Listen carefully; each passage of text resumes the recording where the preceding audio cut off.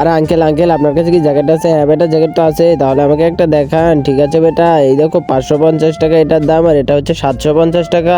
আরে আঙ্কেল আমার কাছে তো 50 টাকা আছে, তাহলে তোমার পাপাকে বলো কিনে দিতে। আরে আঙ্কেল আমার আম্মু পাপা তো কেউ নেই এই পৃথিবীতে।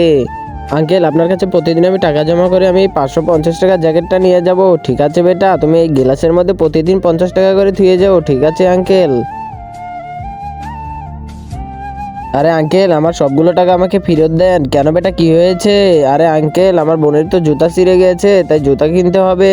আঙ্কেল আমার যদি শীত লাগে ওটা আমি সহ্য করে নিতে পারবো, কিন্তু আমার বোনের জুতা ছাড়া আমি সহ্য করতে পারবো না। ঠিক আছে বেটা, এই নাও তোমার টাকাগুলো। ঠিক আছে বোন, চল আমরা এখন জুতা কিনি।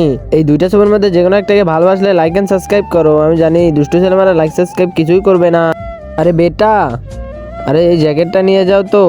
আরে আঙ্কেল আমার বোনের যদি জুতা কিনে আমার কাছে তো আর 50 টাকা বাঁচবে, তাহলে আমি 50 টাকা দিয়ে কিভাবে জ্যাকেট নিবো? আরে 1 মিনিট তোমরা দাঁড়াও, এই তো 500 টাকার মধ্যে 50 টাকা কেটে দিলাম, এই নাও তোমার জ্যাকেট। শুক্রিয়া আঙ্কেল।